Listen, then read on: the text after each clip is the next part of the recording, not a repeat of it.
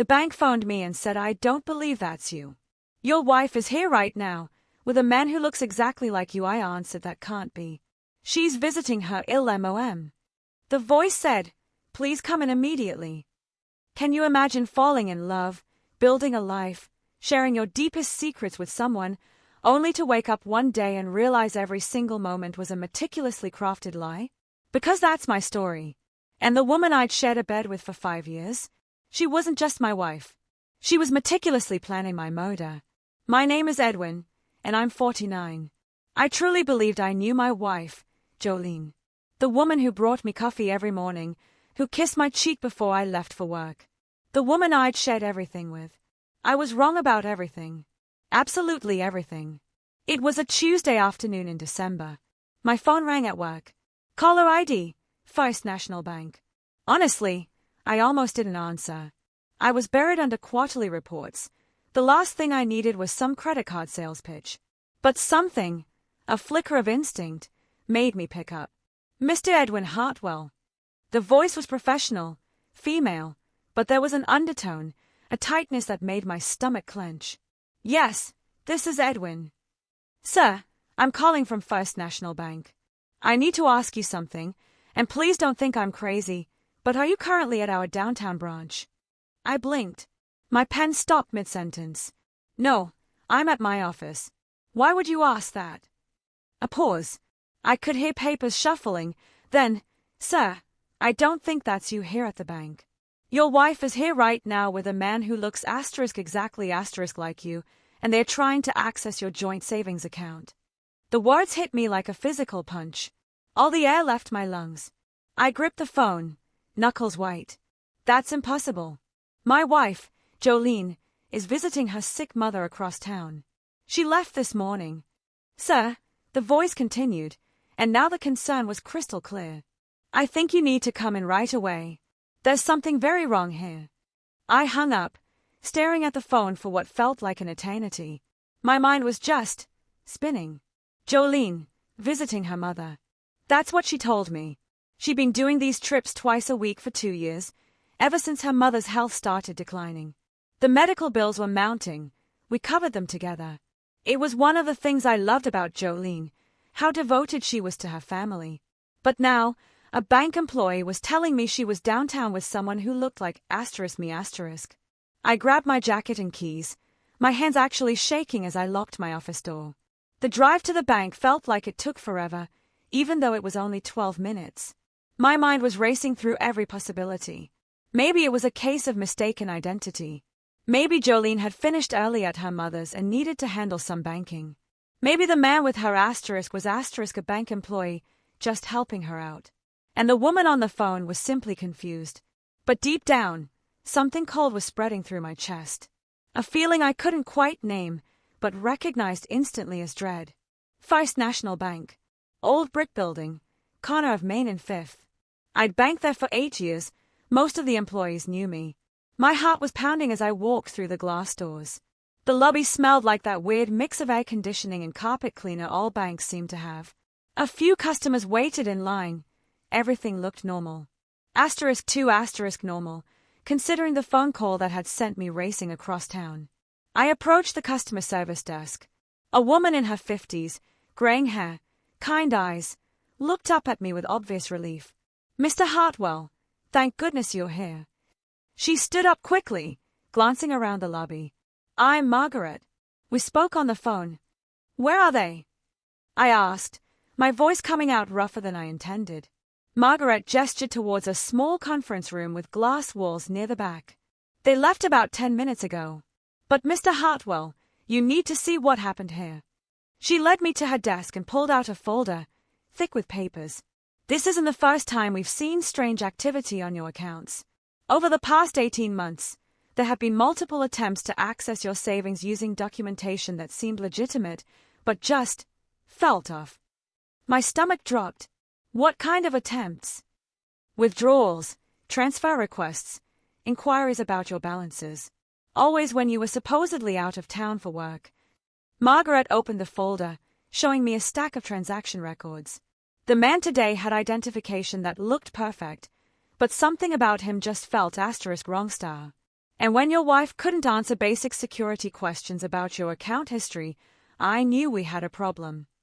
I stared at the papers, my vision blurring slightly. What kind of security questions? The date you opened your first account with us, your mother's maiden name, the amount of your initial deposit, basic things any spouse should know, especially since your wife is listed on the account. The cold feeling in my chest was spreading, reaching my fingertips. Jolene didn't know any of those things because she'd never asked. In 5 years of marriage, she'd never shown interest in our financial history or details. I thought it was because she trusted me to handle everything. But now, that trust felt different. Naive. Margaret lowered her voice, leaning closer. Mr. Hartwell, I've been in banking for 27 years. I've seen identity theft, fraud, all kinds of financial crimes. But this feels personal. This feels like someone very close to you has detailed information about your life and is using it against you. I sat down heavily in the chair across from her desk. How much did they try to access? $45,000 from your joint savings account. The full balance. The number hit me like another punch. $45,000. Money we'd saved together for 5 years. Money I'd earned through overtime and weekend shifts. Money that was supposed to be for our future, maybe a down payment on a bigger house, or that vacation we'd been talking about. Did they get it? I asked, though I wasn't sure I wanted to know. No. I stopped the transaction when something felt off. But Mr. Hartwell, they had all the right paperwork. Identification, authorization forms, even what looked like a power of attorney document giving your wife permission to make large withdrawals. I rubbed my forehead, feeling the beginning of a headache. I never signed any power of attorney. Margaret nodded grimly. That's what I was afraid of. She pulled out another sheet of paper, a photocopy of a driver's license. This is the ID the man presented. I stared at the license and my blood went cold. The name was mine, Edwin Michael Hartwell. The address was correct. Even the height and weight were accurate. But the face in the photo, while incredibly similar to mine, was subtly wrong. The nose was slightly different, the jawline a bit broader, the eyes set just a fraction wider apart. This man looks like your twin brother, Margaret said quietly. I don't have a twin brother, I replied automatically. But even as I said it, something was nagging at the back of my mind. Something Jolene had mentioned once, years ago, about family she didn't talk about. Family that was complicated, she'd said, and left it at that. Margaret handed me one more paper. There's something else you need to see. This morning, before they arrived, we received a call from someone claiming to be you, asking about procedures for large withdrawals. The caller knew details about your account that only *U* should know. I looked at the call log she showed me. The timestamp was 9:47 this morning. At 9:47 this morning, I was in my office, reviewing budget reports. I had proof of that. Timestamps on emails. A conference call I joined at 10 o'clock. Someone's been watching you, Mr. Hartwell, Margaret said softly. Someone's been learning your routines, your schedule, your personal information. And they've been planning this for a long, long time. I stood up slowly, my legs feeling unsteady. The bank lobby around me looked different now, like I was seeing it through fog. Everything I thought I knew about my life, about my marriage, about my wife, was shifting beneath my feet. What do I do now? I asked. Margaret's expression was sympathetic but firm. You go home, and you look for things that don't belong.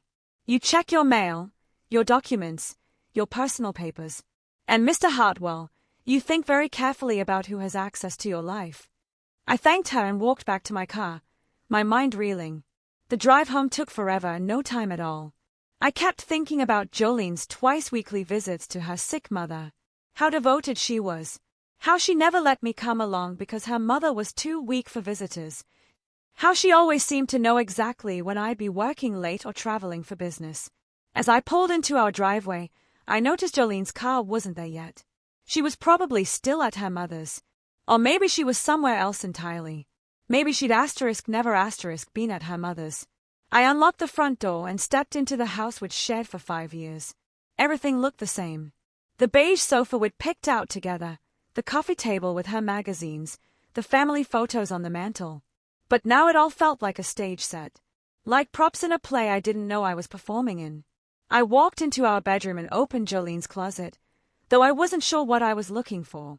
Her clothes hung neatly, her shoes lined up, everything normal, everything as it should be. Then I opened my own closet, and my breath caught in my throat. Hanging in the back, behind my winter coats, was a gray sweater I'd never seen before. And next to it, a pair of jeans that weren't mine, but would fit me perfectly. The clothes looked exactly like something I would wear, the same brands I preferred, the same style. But I'd never bought them. Someone else had been wearing my clothes.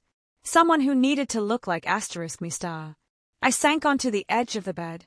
Margaret's words echoed in my head. Someone's been watching you.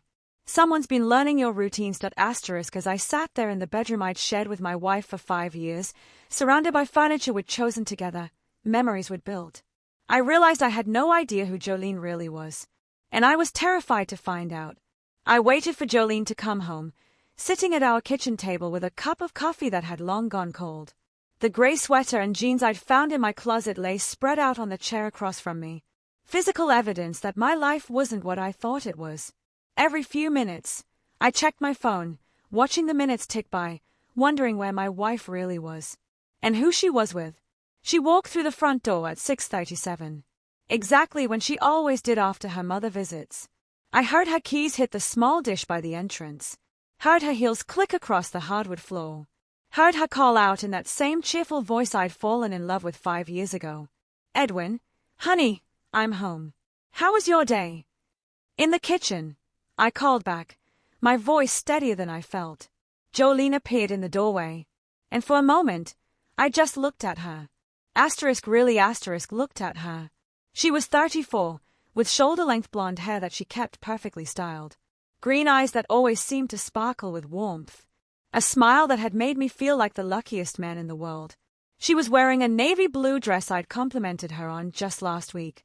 She looked exactly like the woman I'd married. But something was different now that I was looking for it. I could see a tightness around her eyes, a carefully controlled quality to her movements that I'd never noticed before. "How's your mother?" I asked, gesturing for her to sit down. Jolene's smile flickered for just a fraction of a second before returning full force. "Oh, you know how it is. Some days are better than others. The physical therapy is helping, but she gets so tired." She moved toward the refrigerator, not sitting down. "Dr. Martinez thinks we might need to increase her medication again." I nodded, watching her face carefully. "That's expensive." "Well, it's family," she said, her back to me as she reached for a bottle of water. "We do what we have to do." "What's her doctor's full name again?" I asked. I might want to call and ask about payment plans. Jolene froze for just a moment, her hand still on the refrigerator handle. "Oh, honey, you don't need to worry about that. I handle all the medical stuff. You know how confusing all those insurance forms can be." She turned around with a bright smile, but I caught something in her expression that made my stomach clench. It was the look of someone who'd been caught off guard and was buying time to think. "Actually, I called the insurance company today," I said, keeping my voice casual. "They said there's a problem with Mom's coverage." "What kind of problem?" Jolene's voice was still light, but she was gripping the water bottle tighter than necessary. "They said her policy was cancelled 8 months ago for non-payment." The silence that followed stretched between us like a taut wire. Jolene blinked once, twice, and I watched her face carefully. A skilled liar would have had a ready response, an explanation about insurance mix-ups or billing errors. But Jolene looked genuinely shocked, like she'd been slapped. "That can't be right," she said finally. "I've been paying those premiums every month." "With what money?" I asked quietly. "Because I looked at our bank statements, Jolene. $3,000 every month for medical expenses. But if there's no insurance coverage, where's that money been going?" The water bottle slipped from her hands and clattered to the floor. Neither of us moved to pick it up. Jolene stayed at me, and for the first time since I'd known her, I saw fear in her green eyes. "Edwin, I can explain," she said. But her voice was different now. Smaller, less sure. "Can you? Because I had an interesting conversation at the bank today." Her face went pale. The bank. Someone tried to withdraw $45,000 from our savings account today. A man who looked exactly like me, accompanied by my wife. But here's the thing, Jolene. I was at work all day. And you told me you were with your mother. She sat down heavily in the chair across from me, right on top of a gray sweater I'd found. She didn't seem to notice, or maybe she did and was trying to hide it. Her hands were shaking now, and she clasped them together on the table. "This is all a misunderstanding," she said. But the words came out rushed, desperate. "There must be some kind of identity theft. Someone's been using our information." I reached across the table and gently moved her hands aside, revealing the gray sweater beneath them. "Is this yours?" I asked. Jolene's breath caught in her throat. She stared at the sweater like it was a snake that might bite her. "I've never seen that before." "It was in my closet, Jolene. In the back, behind my winter coats, along with a pair of jeans that aren't mine, but would fit me perfectly. Someone's been keeping clothes in our house that are meant to make *them* look like *me*. The fight went out of her all at once. Her shoulders sagged, and she put her face in her hands. For a moment, I thought she was going to cry, and despite everything, I felt a surge of sympathy. This was still my wife, the woman I'd loved for 5 years, and seeing her break down hurt more than I'd expected. But when she looked up at me, there were no tears. Just a kind of calculating resignation, like she was deciding how much truth to tell me. "Edwin, you have to understand. I never meant for it to go this far." "How far? How far was it supposed to go?" She took a shaky breath. "My brother needed help." "Your brother?" I stared at her. "Jolene, you told me you were an only child. 5 years ago when we were dating, you said your parents died when you were young and you had no other family except your mother." I lied. The words came out flat, matter of fact. "I have a twin brother, Marcus. We look very similar to our respective spouses. It's something that runs in our family. Strong genetic resemblance patterns." My mind was reeling. A twin brother. That explained the man at the bank. The man who looked like me, but wasn't quite right. "Where is he?" "He's been staying with my mother for the past 2 years. He lost his job, got into some financial trouble. He needed help getting back on his feet. And the medical expenses, the $3,000 a month." Jolene's voice got even smaller. "That was for him. To help him pay his debts. Get a fresh start. I knew you wouldn't understand. You're so careful with money. So, I told you it was for Mom's medical bills." I felt like I was falling down a dark hole with no bottom. "Your mother isn't sick. She is sick. Just not the way I told you. She's sick with worry about Marcus. About what he might do if we don't help him." "What he might do, Jolene? What are you talking about?" She was quiet for a long moment, staring at her hands. When she spoke again, her voice was barely above a whisper. "Marcus has done this before. With other people. He studies them. Learns their habits. Their routines. He becomes them, temporarily. Just long enough to access their money." The coffee cup in my hands felt ice cold. "Are you telling me your brother is a professional con artist? His family, Edwin, is my twin brother. You don't understand what that bond is like. How connected we are. When he hurts, I hurt. When he's in trouble, I have to help him." I set the cup down carefully, afraid I might throw it if I held it any longer. "How long have you been helping him rob me, Jolene?" "It's not robbery," she said quickly. "It's borrowing. He always planned to pay it back, once he got established somewhere new. $45,000 plus $3,000 a month for 2 years. That's $117,000, Jolene. How exactly was your unemployed brother planning to pay that back?" She didn't answer, and in her silence, I heard the truth she couldn't say out loud. He'd never planned to pay it back. This had always been a long-time theft, and I had been the mark. "How does he look so much like me?" I asked, though I wasn't sure I wanted to know the answer. Jolene glanced up at me, then away. "He's very good at what he does. He studies photos, practices mannerisms, even had some minor cosmetic work done to adjust a few facial features. And he had help. I gave him information about you. Your habits, your schedule, your personal details. Things a wife would naturally know about her husband. The betrayal cut deeper than any physical pain I'd ever experienced. I had trusted this woman with every detail of my life. My hopes, my fears, my daily routines. And she had catalogued it all and passed it on to a criminal who used it to steal from me. The bank employee said there had been other attempts over the past 18 months. How many times has he done this? Small amounts at first. $500 here, $1,000 there. Always when you were working late or traveling for business. I made sure he knew your schedule. I stood up abruptly, the chair scraping against the kitchen floor. How could you do this to me, Jolene? How could you sit across from me every morning, kiss me goodbye every day, lie in bed next to me every night, knowing what you were doing? For the first time, she looked genuinely remorseful. I love you, Edwin. I really do. This thing with Marcus, it's complicated. It's family obligation. It's not about my feelings for you. Your family obligation was to steal my life savings. No, it was supposed to stop after he got enough to relocate. But he kept needing more. And Mom kept saying he was almost ready to go legitimate. And I kept thinking, just one more time. Just a little bit more, and then it would be over. I walked to the kitchen window and stared out at our backyard. The small garden we'd planted together last spring, the patio furniture we'd picked out for summer barbecues. Everything looked normal, but nothing was real anymore. Where is he now? I asked without turning around. I don't know.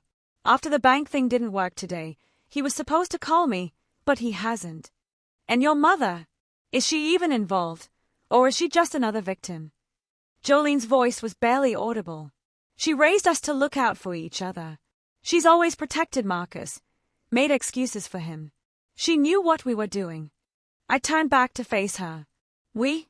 Jolene. You keep saying we like you're equally guilty. You are equally guilty. You chose this. You chose to betray your husband. To help your criminal brother steal from the man who loved you. She started crying then. Quiet tears that streaked down her cheeks. I know how it sounds.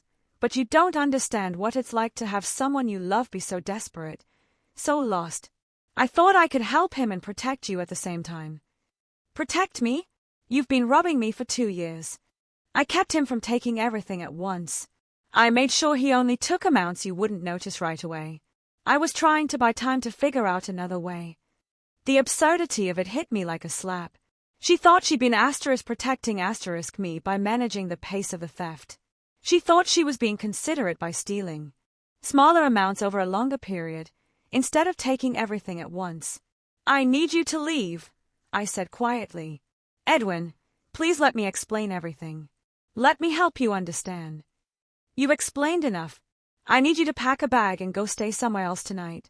I need time to think. Jolene wiped her eyes and nodded. Can I come back tomorrow? Can we talk about this more when you've had time to process? I looked at her, this woman I'd loved and trusted, and planned to spend my life with, and realized I didn't know who she was at all. The person sitting in my kitchen was a stranger who looked like my wife, but had been lying to me for years. I don't know, I said honestly. I don't know anything anymore. As she gathered her things and prepared to leave, I wondered what else I didn't know. What other lies had she told me? What other secrets was she keeping? But what scared me most was the thought that this might not be over. That Marcus, wherever he was, might not be finished with me yet. I didn't sleep that night. How could I? Every sound in the house made me jump. Every creak of the floorboards had me wondering if someone was trying to break in. The gray sweater and jeans still lay on the kitchen table where I'd left them. Physical proof that my life had been invaded by a stranger who looked like me. At 3 o'clock in the morning, I gave up on sleep and made coffee. As I sat at my kitchen counter, staring out at the dark street, I realized I needed answers. Real answers, not the carefully parsed half-truths Jolene had fed me. If I was going to figure out how deep this went, I needed to do some investigating of my own. I started with the obvious place, our home office, where Jolene handled most of our household paperwork, and I'd always been grateful for that. She was organized, detail-oriented, and I trusted her to manage everything from insurance policies to tax documents. Now, that trust felt like the biggest mistake of my life. The file cabinet was locked, which should have been my first clue. In 5 years of marriage, I'd never once seen Jolene lock that cabinet. When I asked about it once, she'd laughed and said she was protecting our important documents from burglars, as if anyone would break in just to steal our mortgage papers. It took me 20 minutes to find the key, hidden in the back of her jewelry box behind a pair of earrings I'd given her for our 3rd anniversary.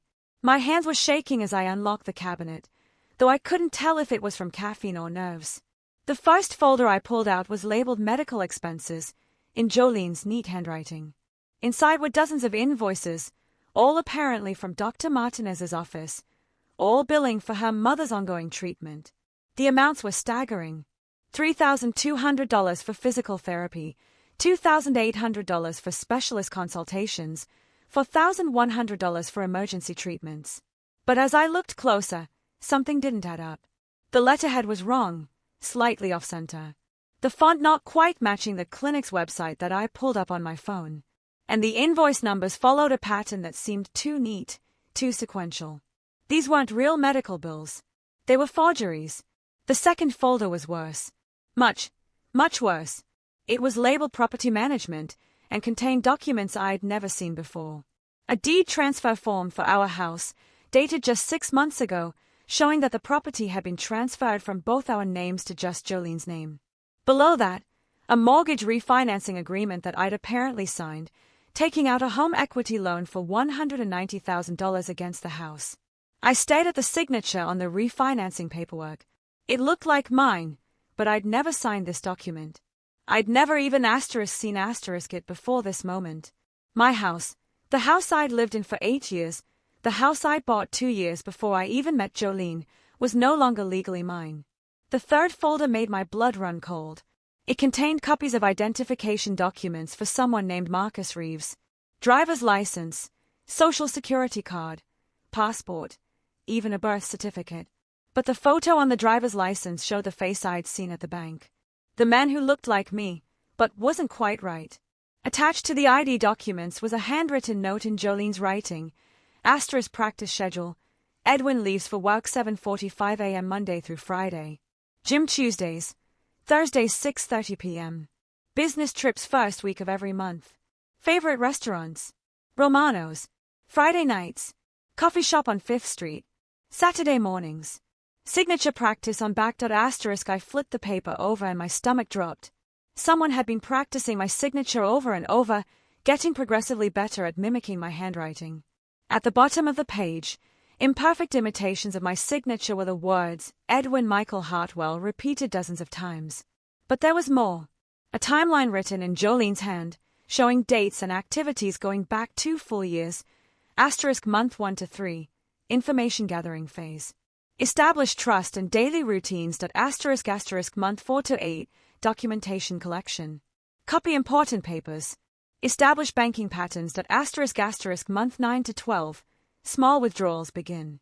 Test security measures and response times. * month 13 to 18, increase withdrawal amounts. Establish medical emergency narrative. * month 19 to 24, property transfer and equity extraction. Prepare for final phase. * month 25 plus, complete asset transfer and relocation. I was looking at a 2-year plan to steal my * entire lifestyle. Written in my wife's handwriting. At the bottom of the timeline, in different handwriting that was darker and more aggressive, someone had added, if Edwin becomes suspicious before completion, implement contingency plan. Make it look like an accident. My hand started shaking so badly I nearly dropped the papers. * contingency plan. Make it look like an accident. * they weren't just planning to rob me. If I got too close to the truth, they were planning to kill me. I grabbed my phone and called the number Margaret at the bank had given me, even though it was 4 o'clock in the morning. It went straight to voicemail. So, I left a message asking her to call me as soon as possible. Then, I called the police. 911, what's your emergency? I need to report identity theft and fraud, I said, trying to keep my voice steady. And possibly a conspiracy to commit murder. The officer who came to my house was Detective Sarah Chen, a woman in her 40s with sharp eyes and a no-nonsense manner. She sat at my kitchen table, looking through the documents I'd found while I told her everything that had happened. "Mr. Hartwell," she said when I finished, "you're lucky you found these when you did. Based on this timeline, you were very close to the final phase of their operation. What would the final phase have involved? Complete disappearance of your assets.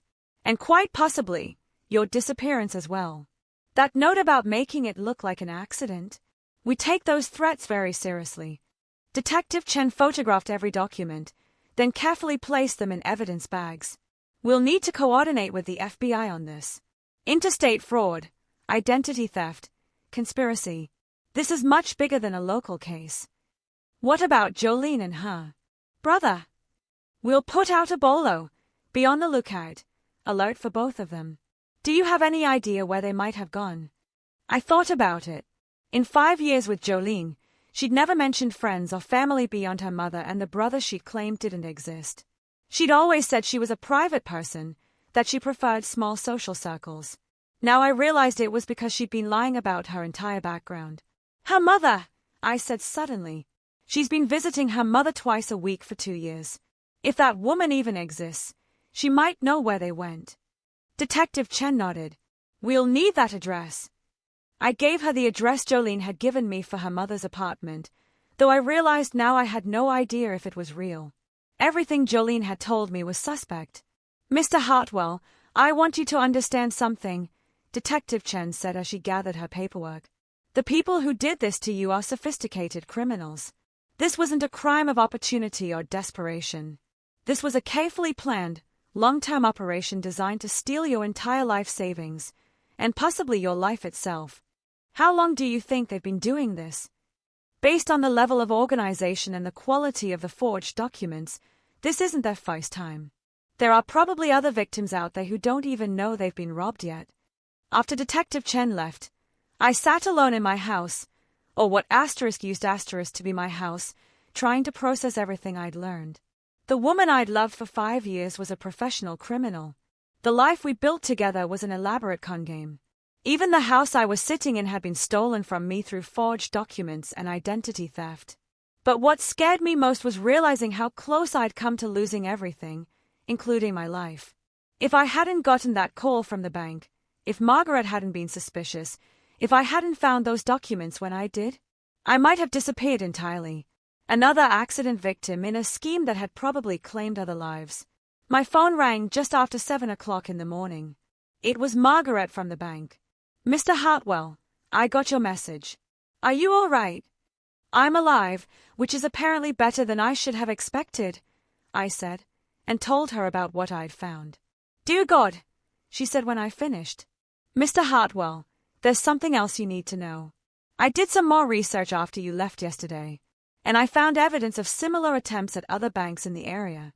Different names, different faces, but the same pattern. Couples where one spouse gradually gains access to all the other's financial information. Then a man appears who looks remarkably like the victim. How many other cases? At least 3 that I can find just in our area. And Mr. Hartwell, in 2 of those cases, the original account holder died in accidents shortly after large sums of money were withdrawn from their accounts. The room started spinning around me. 2 people were dead. 2 people who had probably trusted their spouses the same way I trusted Jolene. Who had probably never suspected they were being set up for murder until it was too late. "There's something else," Margaret continued. "I checked your account this morning, and there was another attempt to access it last night. At 3:17 a.m., someone tried to transfer your entire retirement savings to an offshore account. Did it go through?" "No. After yesterday's incident, we put a hold on all transactions. But Mr. Hartwell, they are not giving up. They are still actively trying to steal from you, even after their cover was blown." I thought about the timeline I'd found. The plan that had been so carefully laid out over 2 years. They'd invested too much time and effort into this to walk away empty-handed. They were going to keep coming for me until they got what they wanted, or until someone stopped them. "What do I do now?" I asked. "You stay somewhere safe, and you let the police handle this. But Mr. Hartwell, you need to understand that these people are desperate now. Their plan failed. Their cover is blown. and they've got nothing left to lose. That makes them extremely dangerous. As I hung up the phone, I realized I was no longer safe in my own home. The people who had been stealing my life for 2 years knew every detail about my routines, my habits, my hiding places. They knew when I left for work, when I came home, when I was vulnerable. And now they knew I'd discovered their plan. I packed a bag with essential documents and clothes, then drove to a hotel across town. I paid cash and used a fake name, something I'd seen in movies, but never thought I'd need to do in real life.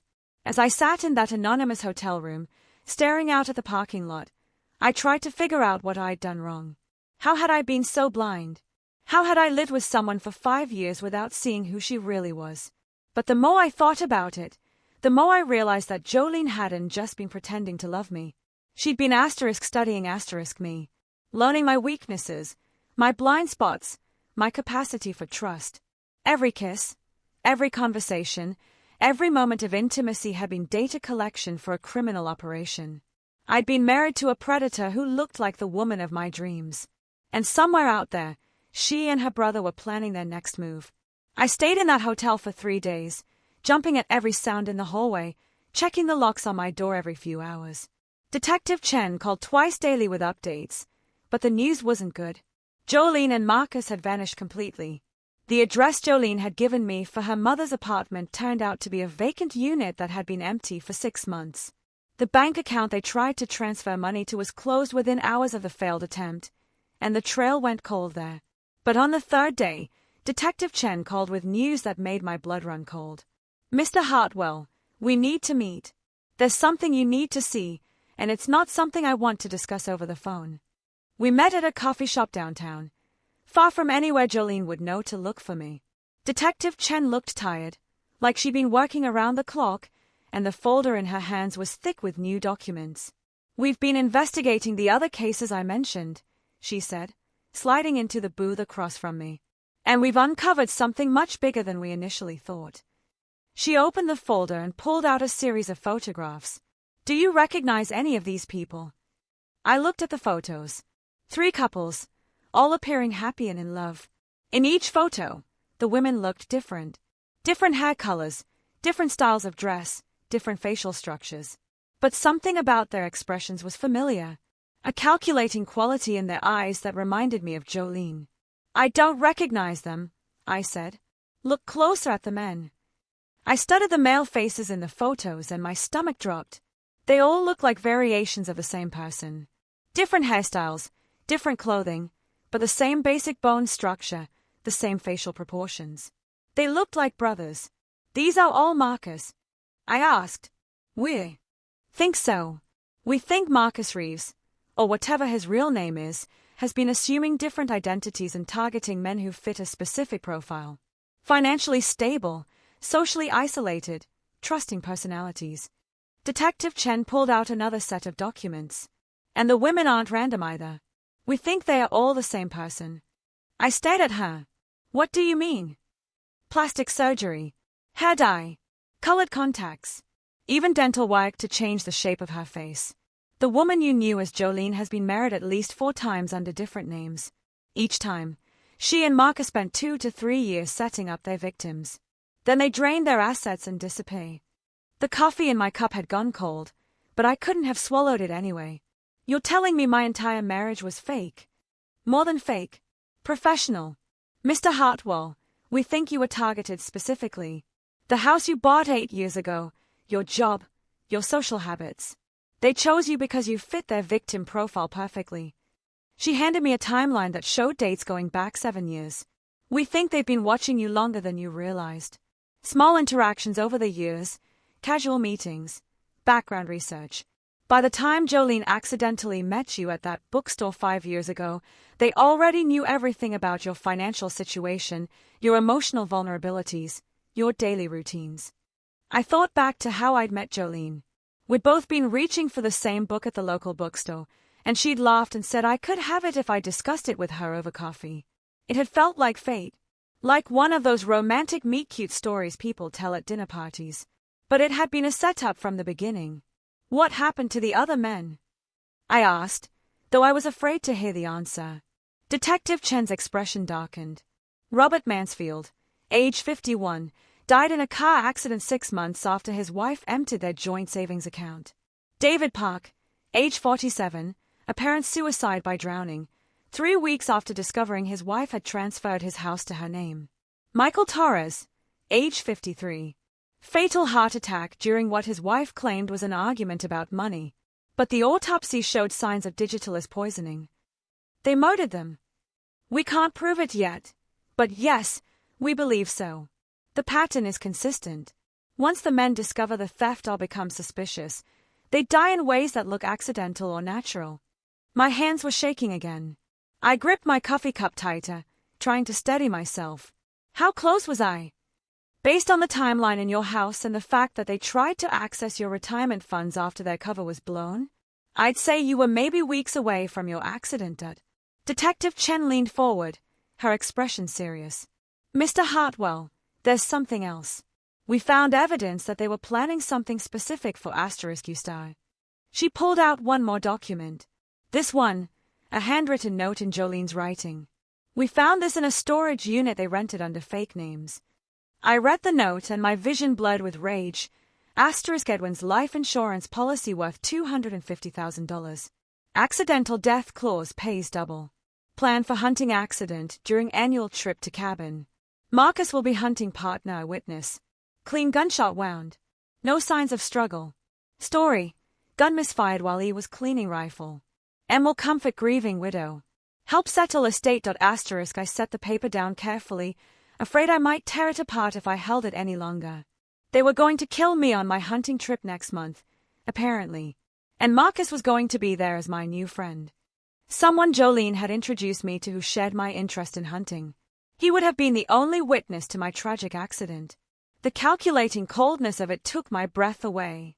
They'd planned to murder me in a way that would look completely natural, with Marcus right there to control the narrative and comfort my grieving widow. Jolene would have collected my life insurance, inherited what was left of my assets, and then disappeared to start the process all over again with a new identity and a new victim. How many people have they killed? I asked. We don't know yet. We're working with federal authorities to trace their movements over the past decade. But Mr. Hartwell, we think you might be the first victim who discovered the truth in time to stop them. Detective Chen closed the folder and looked at me seriously. Which brings us to our next problem. They know you're alive. They know their plan failed, and they know you have evidence that could put them away for life. They're not going to just disappear and start over somewhere else. They're going to want to silence you permanently. So, what do I do? We want to use you as bait. I stared at her. You want me to what? They're going to come for you eventually. They have to. You're the only person alive who can connect them to their crimes. Instead of waiting for them to choose the time and place, we want to control the situation. Set a trap and catch them in the act. The idea terrified me, but I could see the logic in it. What kind of trap? We'll set up surveillance and put you back in your normal routine, but with undercover protection. When they make their move, we'll be ready. And if something goes wrong, if they get to me before you can stop them. Detective Chen's expression was grim but determined. That's a risk. But Mr. Hartwell, these people have killed at least 3 men, possibly more. If we don't stop them now, they'll keep doing this. They'll find new victims, new identities, and the cycle will continue. I thought about the other men, the ones who had died because they trusted the wrong person. Robert Mansfield, David Park, Michael Torres. They'd probably loved their wives the same way I'd loved Jolene. They'd probably never suspected they were being set up for murder until it was too late. If I do this, I said slowly, what are the chances you'll catch them? Good. They're desperate now, which means they'll make mistakes. And we'll be ready for them. I sat in that coffee shop for another hour, weighing my options. I could disappear, change my name, start over somewhere else. But that would mean spending the rest of my life looking over my shoulder, wondering if they'd found me. And it would mean other innocent men would die because I was too scared to help stop them.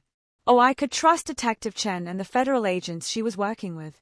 Put my life on the line to end this once and for all. What would I have to do?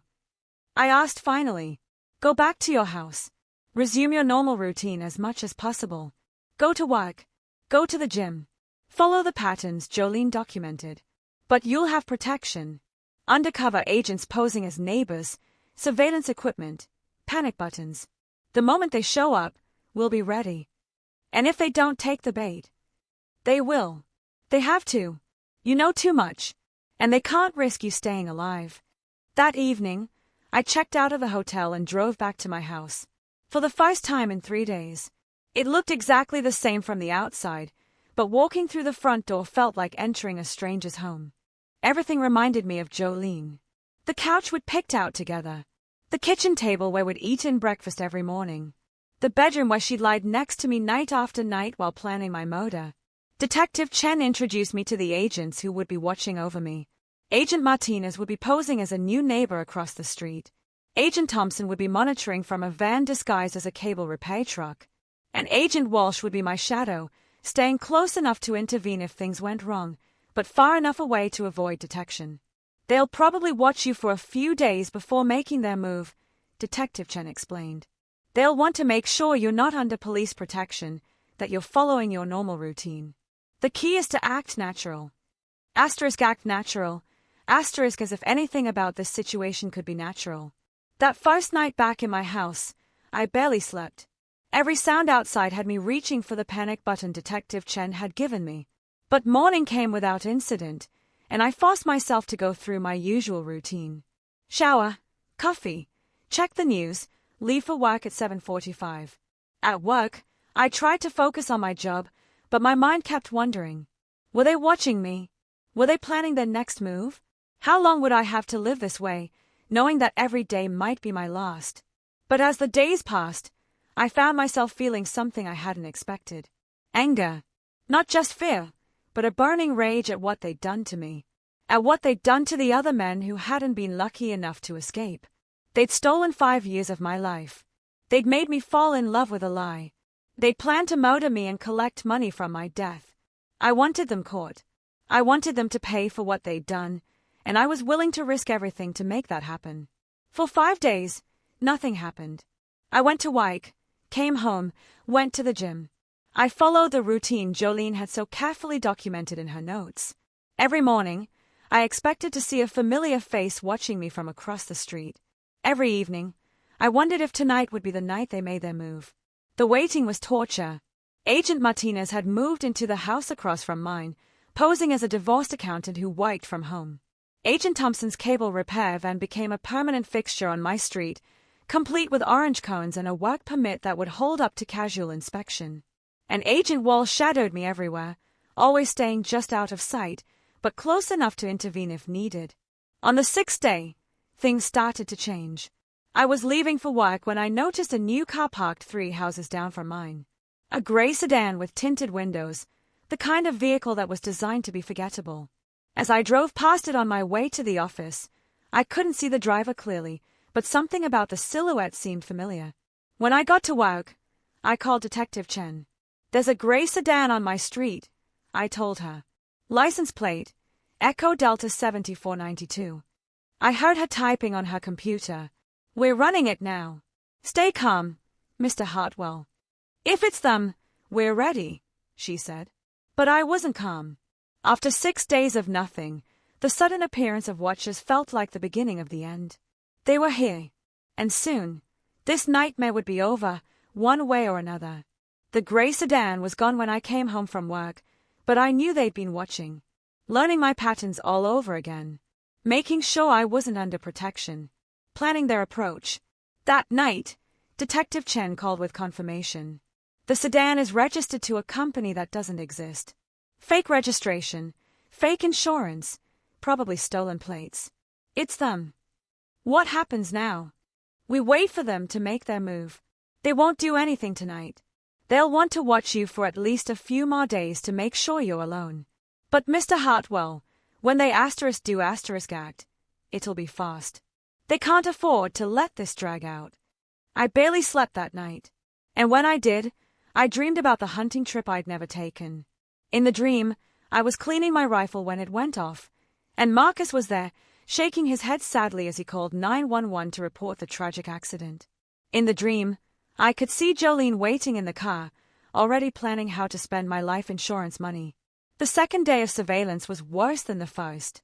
The grey sedan was back, this time with a different license plate, and I spotted it following me to work at a discreet distance. When I went to the gym after work, it was there in the parking lot. When I stopped for groceries, it followed me to the store.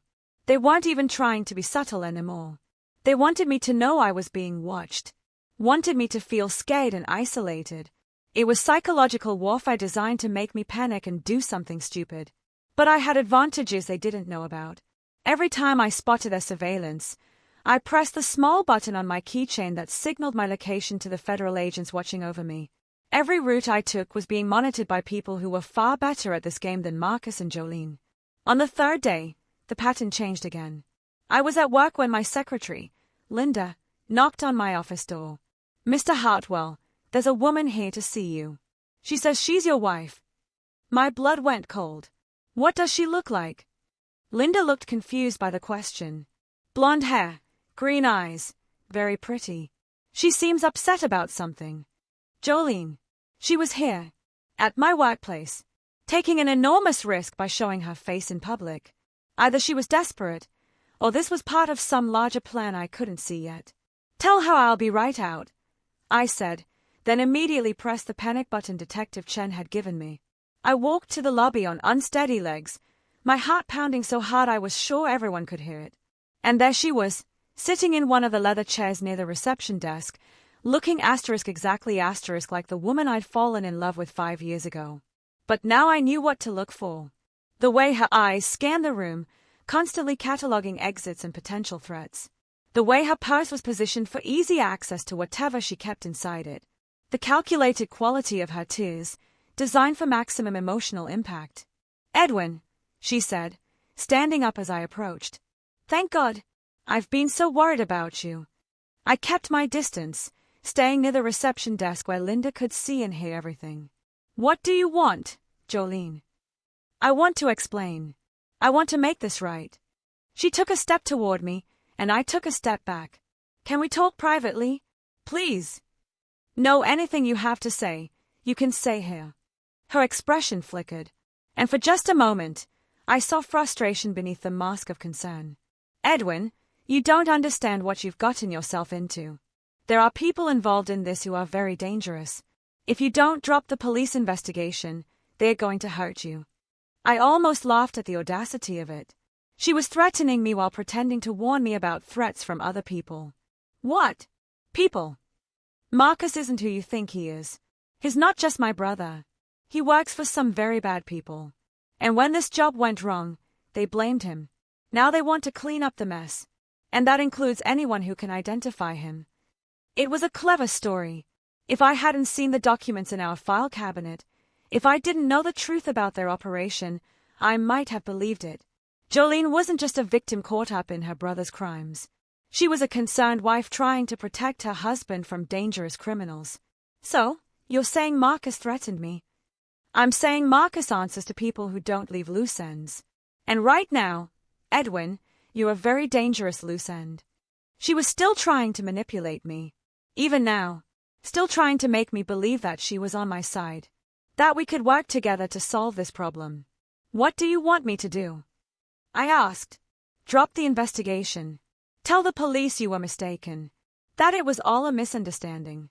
Take the money you still have and disappear for a while. I can help you start over somewhere safe. And you? What happens to you in this scenario?" "I disappear too. We both start over, separately. It's the only way to keep you safe." I stared at her, this woman who had shared my bed for 5 years while planning my murder, and felt nothing but cold disgust. "You're still lying to me." Her mask slipped again, just for a second, and I saw the calculation in her eyes. "Edwin, please. I know you don't trust me, but I'm trying to save your life. Why should I believe anything you say?" "Because I still love you." The words came out with perfect sincerity, and if I hadn't known better, I might have believed them.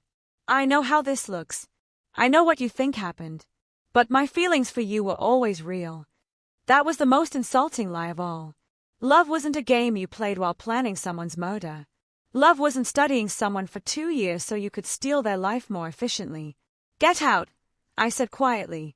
"Edwin, Please listen to me. Get out, or I'll call security. For a moment, her composure cracked completely. The concerned wife act fell away, and I saw the cold professional underneath. Her green eyes went flat and emotionless. Her mouth set in a thin line of frustration. You're making a mistake, she said. And this time, there was no fake emotion in her voice. A very dangerous mistake. The only mistake I made was trusting you.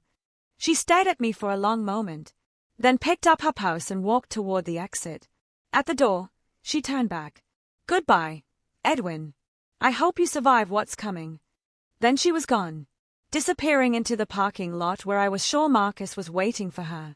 I went back to my office and called Detective Chen immediately. She was here, I said. Jolene came to my office. We know. We followed her from your house. She's in a blue Honda with Marcus right now, heading south on Highway 61. We've got units tracking them.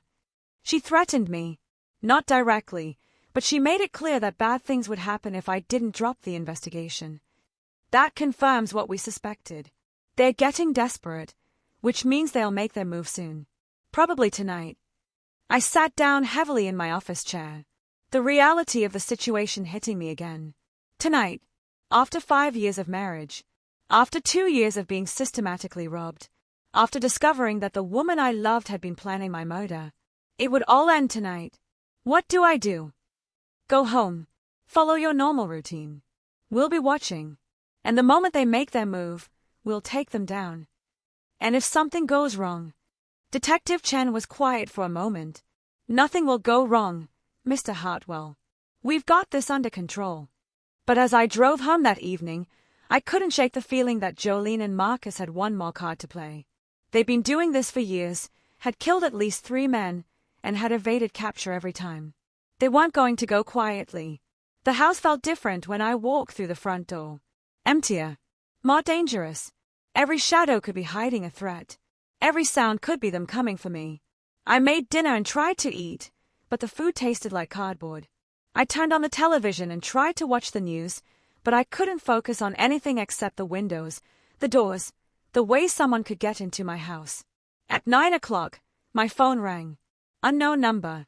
Hello, Edwin. Marcus's voice, but deeper than I remembered. More threatening. Did you enjoy your conversation with my sister today? What do you want? I want you to understand something. We've been very patient with you. Very understanding. But that patience has limits. I'm not afraid of you. He laughed, and there was no humor in it. You should be. Do you know what happened to Robert Mansfield, David Park, Michael Torres? The names of the dead men hit me like physical blows. You killed them. We did what was necessary.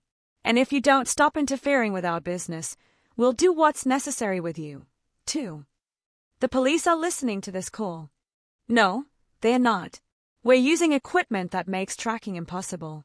But Edwin, here's what's going to happen. You're going to walk out of your house in exactly 10 minutes. You're going to get in your car and drive to the address we're about to text you. You're going to come alone, and you're going to bring every piece of evidence you think you have against us. And if I don't, then we'll come to you. And when we do, it won't be quick. The line went dead.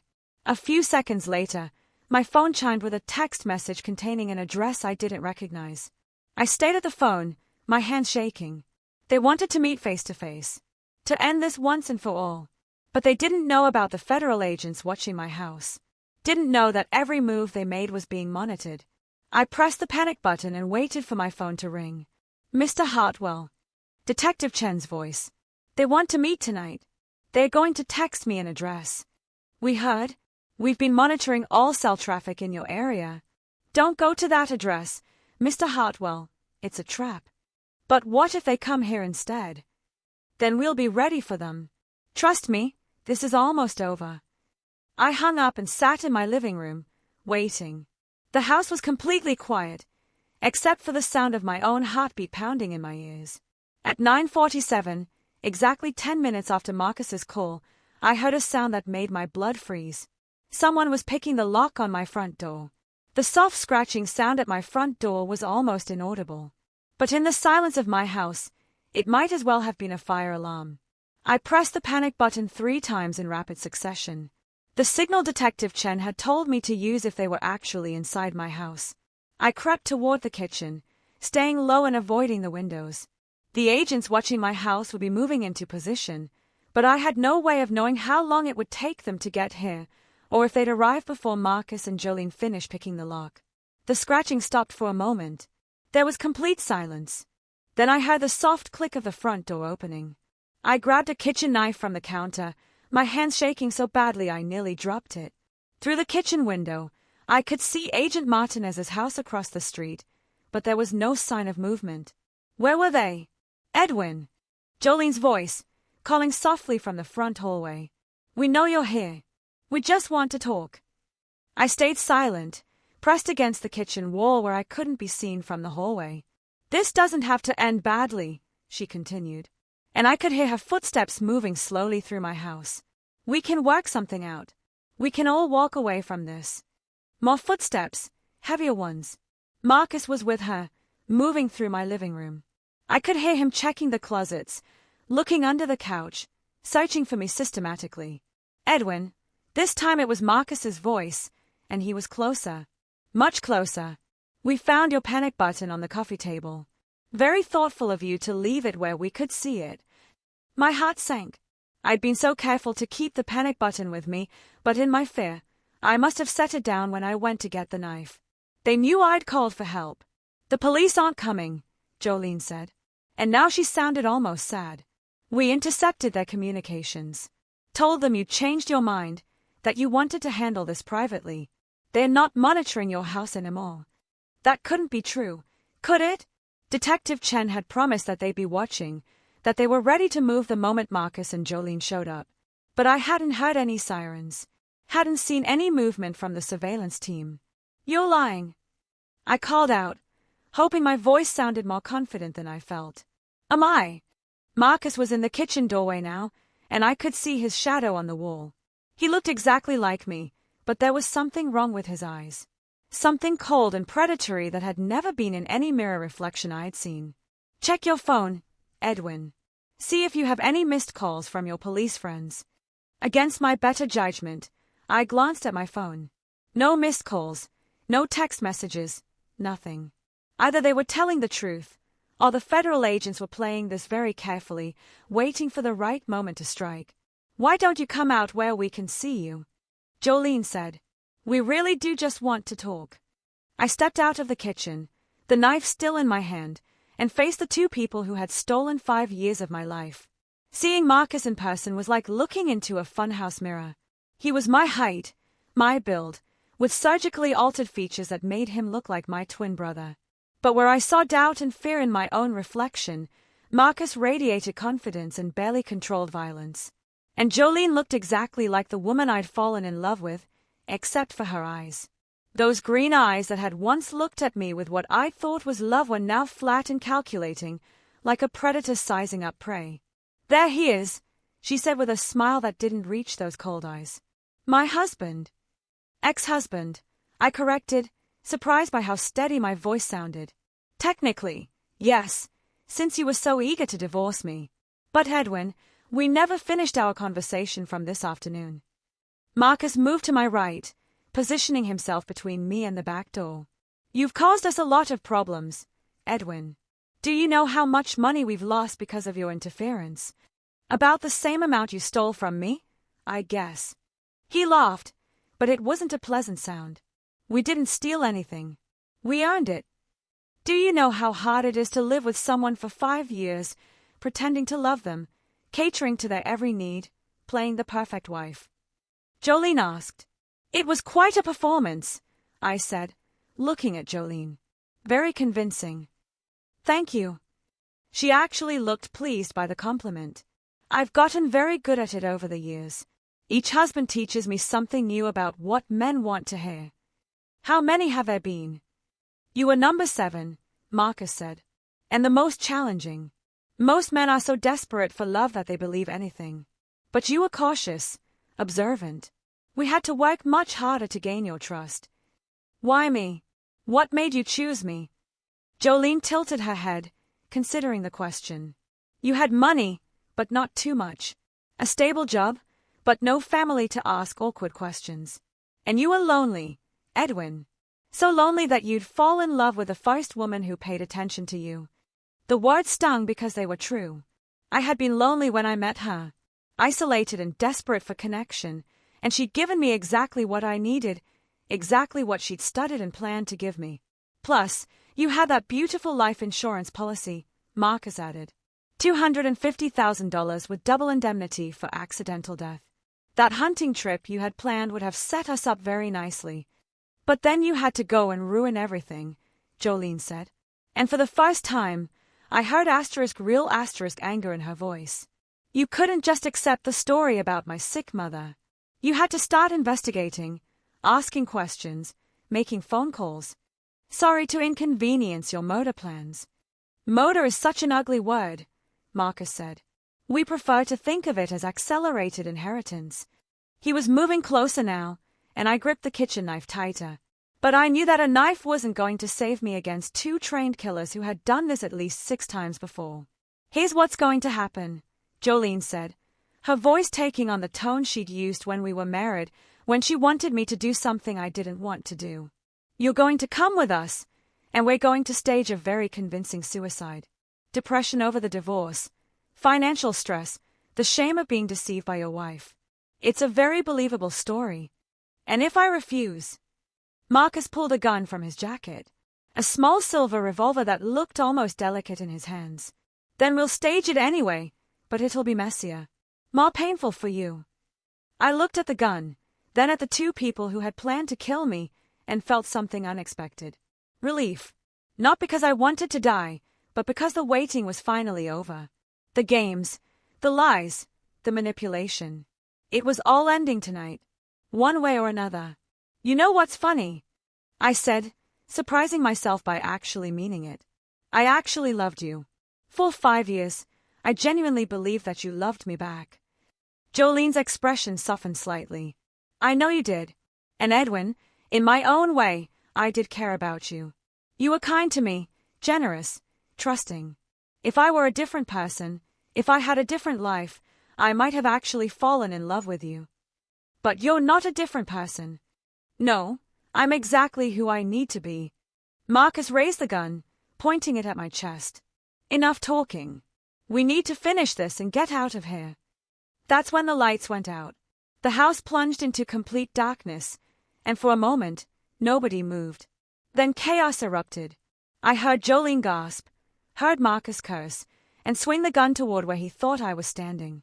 I dropped to the floor and rolled toward the living room, hoping to put some furniture between me and the gun. Federal agents, drop your weapons. The voice came from outside, amplified by a bullhorn, and suddenly my house was flooded with light from powerful spotlights pointed through every window. Edwin Hartwell, if you can hear this, stay down. More voices from multiple directions. The front door exploded inward, and black-clad figures poured through the opening. I heard Marcus fire the gun twice, the sound deafening in the confined space. Then a sharp crack that sounded like a taser. Clear left, clear right. 2 suspects down. I stayed on the floor until someone touched my shoulder gently.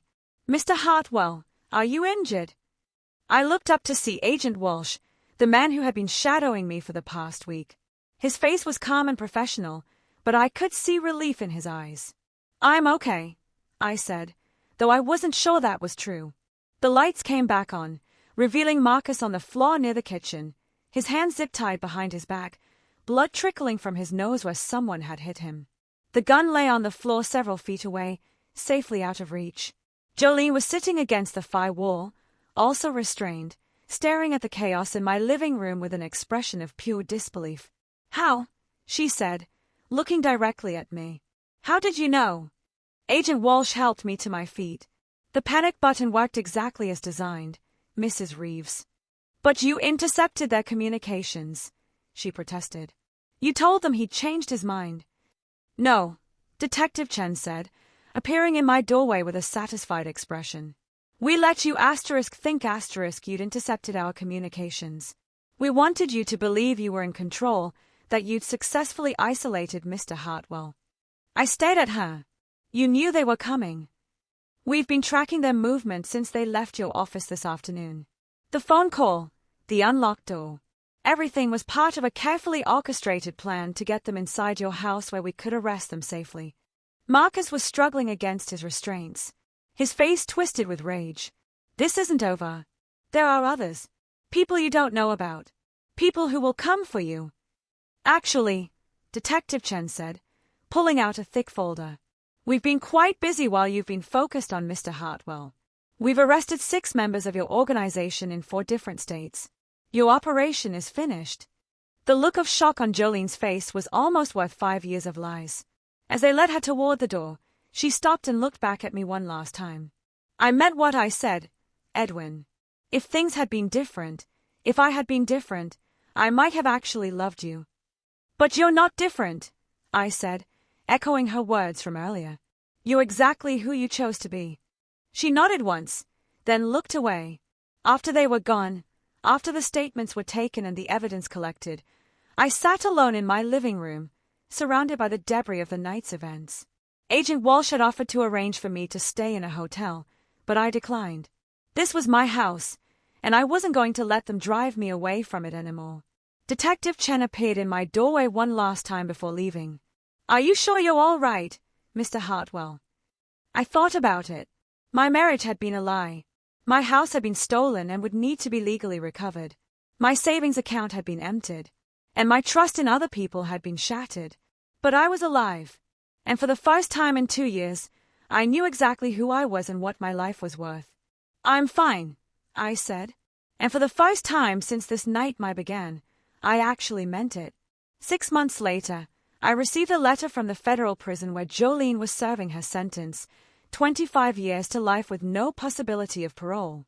Marcus had gotten life without parole after they'd connected him to 2 additional murders in other states. I stared at the letter for a long time before throwing it away, unopened. I'd heard everything I needed to hear from her.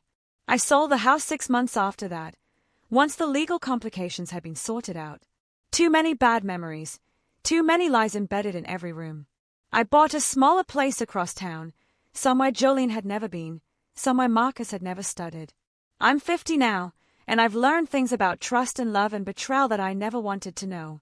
But I've also learned that surviving something like this changes you in ways that aren't all bad.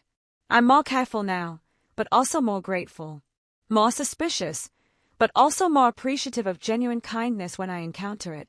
And sometimes, late at night, I think about those other men who weren't as lucky as I was. Robert Mansfield, David Park, Michael Torres, and the others whose names I'll never know. Men who trusted the wrong person and paid for it with their lives. I survived because of luck. Because of a bank employee who noticed something wrong. Because of federal agents who knew how to set a trap. But mostly, I survived because when the moment came to choose between fear and action, I chose to fight back. That choice saved my life, and it's a choice I'll never regret making. So, I have to ask you, knowing everything I went through, what would you have done in my place? Have you ever faced such a profound betrayal? Tell me what you think in the comments below. I really want to hear your thoughts.